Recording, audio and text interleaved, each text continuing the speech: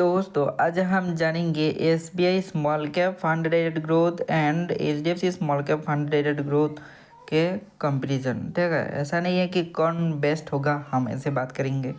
हम सिर्फ बात करेंगे दोनों में क्या डिफरेंस है। ठीक है, तो देखो दोस्त, यहाँ पर क्या है, पहला चीज़ है देखा जाए तो दोनों ही इक्विटी है। ठीक है, mutual fund scheme small cap है दोनों ही।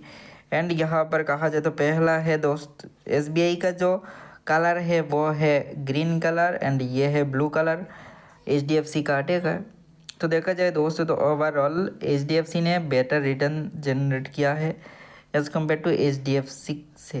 ठीक है, एचडीएफसी ने रिटर्न जो है अच्छा जनरेट किया है एसबीआई से। यहाँ पर 3 साल का रिटर्न में भी देख सकते हो एचडीएफसी ज़्यादा है। 5 साल में देखा जाए तो यहाँ पर एचडीएफसी ज़्यादा है। ठीक है, तो ओवरऑल एचडीएफसी का रिटर्न ज़्यादा था। फंड का डिटेल्स के बारे में बात करें तो वेरी हाई रिस्की है दोनों ही। रेटिंग के हिसाब से एसबीआई जो है 3 स्टार है, एचडीएफसी 4 स्टार रेटिंग है। मिनिमम एसआईपी एसबीआई में 500 रुपीज़, एचडीएफसी में 100 रुपीज़। एक्सपेंस रेशियो के हिसाब से भी एचडीएफसी का एक्सपेंस रेशियो कम है, एसबीआई का एक्सपेंस रेशियो ज़्यादा है।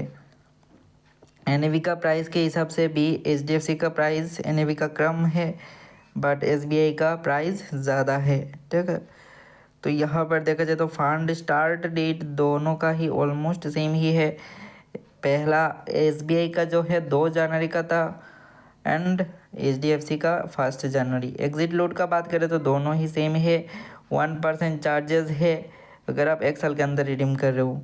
1% चार्जेस है अगर आप 1 साल के अंदर रिडीम कर रहे हो। तो रिटर्न का बात करें तो यहाँ पर दोनों का रिटर्न देख सकते हो। 1 साल में एसबीआई ने 5% से 6% नेगेटिव दिया है, एचडीएफसी ने 1% दिया है।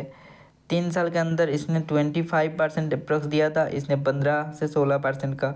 5 ईयर्स में देखा जाए तो इसने 31%, इसने 25%। एंड सिंस इंसेप्शंस के हिसाब से देखा जाए तो SBI better as compare to HDFC. ठीक है, एंड प्रोज एंड कॉन्स का बात करें तो यहाँ पर देखा जाए दोस्त, तो यहाँ पर दोनों का ही प्रोज है।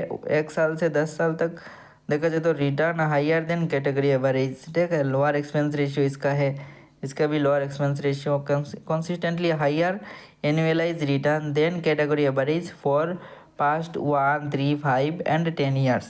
बट कॉन्स का बात करें तो एसबीआई का एक कॉन्स है कि 3 ईयर से 5 ईयर्स एनुअलाइज रिटर्न जो है lower than category average, but इसमें कोई ऐसा कौन से नहीं दिख रहा है।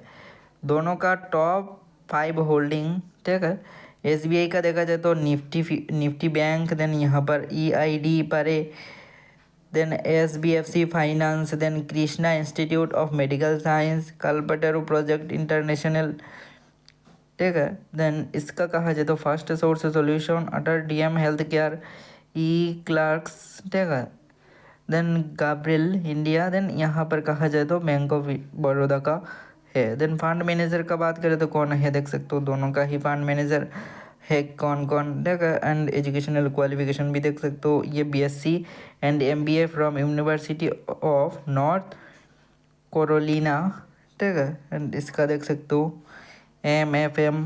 देन यहाँ पर एक्सपीरियंस का बात करें तो यहाँ पर एसबीआई म्यूचुअल फंड का एएमसी में पहले भी इन्होंने काम किया है, मोतीलाल ओसवाल में भी काम किया है, एंड यहाँ पर बाकी के तो देख ही सकते हो। देन अबाउट फंड का बात करें तो यहाँ पर डिस्क्रिप्शन तो देख ही सकते हो कि क्या है। ये 1987 से स्टार्ट है एंड ये है 2000 साल से स्टार्ट है। इसका 2 लाख से भी ज़्यादा करोड़ का मार्केट साइज है, इसका भी देख सकते हो कितना है। लॉन्च डेट देख सकते हो दोनों का।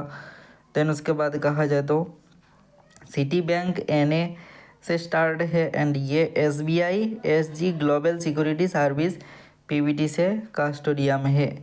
एंड दोनों का ही ट्रांसफ़र रजिस्टर एजेंट जो है CAMS computer age management service company ही है, यहाँ पर कैफिन का कोई भी नहीं है। ठीक है, तो यही है इसका कंपैरिजन के बारे में हमने बताया है।